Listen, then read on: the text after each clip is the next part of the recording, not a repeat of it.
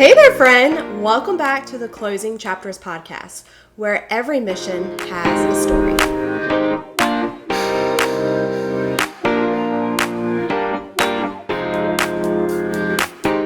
Should we be teaching more in-depth strategies, details, possibilities so that people can make better decisions? And mind you, some of these decisions don't include me getting a commission right now. Hey friends, welcome back to Closing Chapters. Today I want to talk to you about something that I'm honestly considering in my business a little bit more and wanting to be curious. I want to know, do other realtors feel the same way? Would they consider doing what I'm going to do? Are you already doing what I want to do? I just want to know. So I would love some interaction and some feedback after you hear me out. I want to talk about when we are doing like presentations to potential buyers, sellers, if we are doing seminars, education sessions, things of that nature to like the public. Are we keeping a very broad spectrum where it's all buyers come and learn about how to buy a house? Or are we getting more specific where it's first-time buyers, military buyers, 55 and up buyers, right? Like that are going to have a homestead exemption if that's what your state does. Are we like classifying it very specifically, or are we keeping it like one broad thing because we are worried that not enough people are going to show up, or people are going to think that I'm not credible if there's only 3 people sitting in the room versus 15 people sitting in the room? Or are we thinking, I don't care about how many people show up, if one person shows up and they are my ideal client for this ideal seminar and they get the information they need, then I've done a good job. What side of the fence do you sit on? Right? I think the worldly view that makes it really hard is that like there's power in numbers. So the more people you have, the more opportunity you have. And if you don't have a lot of people show up, then you must not have a following. You must not have something good to share. You must not be creating value. I think that's what the world tells us. And I think the reality is that we make a huge difference on that one-to-one basis, right? Our world is built on our transactions that are one family at a time, one sale at a time, figuring out what their custom needs are and making a plan for them. So I think, in my mind, that the more specific we get with these seminars or education sessions, that we have an opportunity to make a bigger difference, because we are going to educate and empower somebody very specifically. So what I would love to do is consider doing seminars for sellers that are military. So the thing that I found this year in particular is that there's a lot of people that bought in 22, 23. They bought high, they bought with high rates, and then now they need to sell and they're having a very, very hard time. So I would love to start having sessions around that dynamic, because sometimes when you're in the military, like buying and selling is smooth sailing and easy peasy. You can, swap them right out and move on to the next place. And sometimes it's just not. And the thing is the market is ever changing. And sometimes it can depend on your location, right? So if I talk to a friend out in Wisconsin, it's still extremely competitive for buyers out there. Same for parts of New Jersey and New York. They are not seeing like this breath of normalcy back in the market like we are in the Southeast region. So depending on where you are at, it can still be extremely different. But I feel like if we have the conversation around a specific topic, like, if you were getting ready to sell or considering selling and you're in the military, like, what are your options? What should you consider? What would help you the most? What is your plan on the other side? So that we know what the ultimate goal needs to be. So could we consider renting out at a loss? Like, meaning my mortgage is $2,600 a month and I'm going to rent for $2,400 a month and eat that $200 a month for a year or two, knowing that the market will rebound. I will gain equity in my home and be able to sell it and make that money back. No problem, no questions asked. Am I in a position that I can do that? Or am I in a position that I simply have to accept that I'm going to have to take a loss because I need to do X at this next place and I cannot do that unless I sell here? There's not a right or wrong answer, but there's a lot of conversation to be had about like how can we facilitate things. And also sometimes the question might be like, should I be talking to a different lender? So I've had a situation where someone's like, yeah, I can't rent out my house because the lender's only going to consider X amount of the rent. Well, that may not be the case with all lenders. And you may not be in that situation and you might be totally fine. It was a debt to income ratio issue. Like they were only going to claim so much of the rental income and then it still busted their debt to income ratio to be able to purchase their next property. So maybe that means we need to talk to different lenders. So having these resources and knowing what your options are could really make all the difference in the world.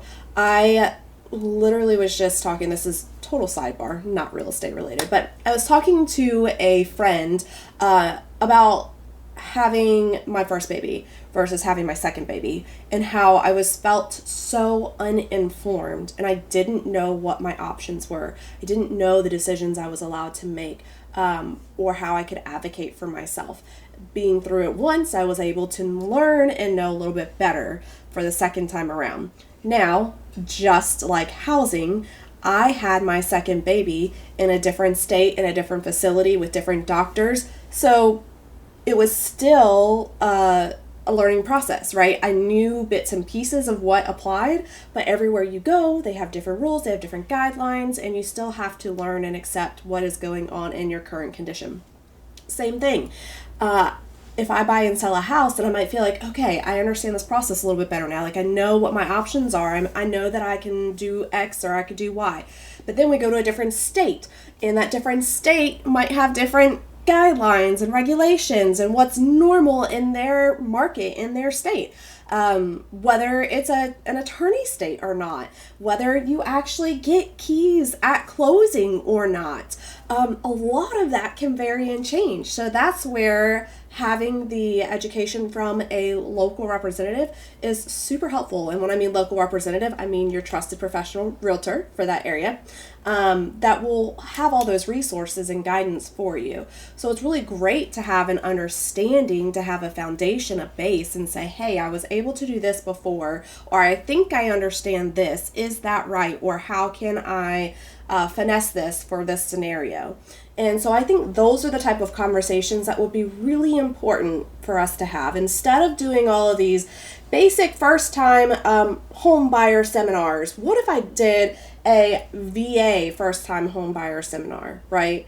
Like learn the VA process with a lender and know what your options are. Know what we should be paying attention to within a house. Learn some of the basic guidelines of like what criteria the house needs to meet. Because there's a lot of times that there's first-time home buyers that think, oh, I can get a fixer-upper with my VA loan and that'll be just fine. Maybe, question mark. There's some differentiations there, right? The house still has to be solid and in decent condition in order for us to be able to get it to pass the VA appraisal process. So having some of that understanding before we get in the situation and a realtor is telling you, no, you can't have this house. No, you can't have this house. And you feel like doomed because you were uninformed from the beginning of what to look for. The same thing on the seller side. You go on the market because somebody says, sure, you want to list it $20,000 more than I think it can go for. Let's do it. And then it doesn't sell. And you are so frustrated and don't realize that maybe I could have had my house up simultaneously for rent and said, whatever bites first, I can go that route for now. Or maybe I'm downsizing or I'm going overseas and I don't need all my stuff. I don't know if it's even going to fit because if I go overseas to Korea or Germany, I might be in an apartment style living and not have the space that I have. I'm just going to sell my stuff or leave it or what? Okay, well, maybe we can consider making you have a furnished rental. Doesn't mean it has to be like a short term Airbnb. You could do it like a midterm and have somebody to help you manage it. And it would probably cash flow versus having to put it on the rental market and not cash flow. So these are the type of things that I'm considering. Like, should we be teaching more in depth strategies, details, possibilities so that people can make better decisions? And mind you, some of these decisions don't include me getting a commission right now. I think there's power in setting your people up for what is going to be best for them at the given moment. And then saying, hey, I'm here for you in the future. And oh, by the way, I'm here to help anybody else you know. Because don't you think that would jive well if you helped me save money or you made sure that I was in a good position versus just saying, sure, I'll put your house on the market when you know it's not the right move for them. And then don't you think that they're going to trust to pass you along to other people? So I think that it's a full circle process, but I would really challenge you as realtors this year to find a very specific topic that you would like to educate on and pass information out on and start facilitating that conversation. And for me, I really think I'm going to hone in on the military sellers. That is going to be like my piece that I want to educate on.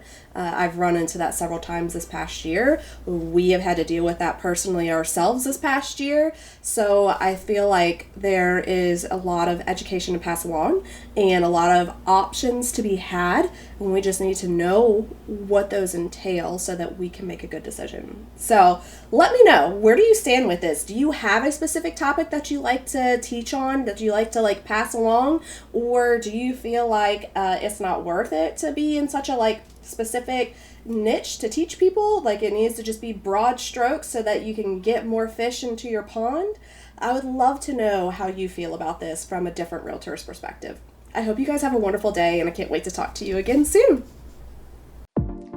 Hey, I just wanted to say thank you for being here and listening in on this episode of Closing Chapters with me. I truly enjoy putting this content together, and I hope that you enjoy it too. If so, could you like, subscribe, and share this episode with somebody you know that will enjoy it just as much as you did? Thank you so much.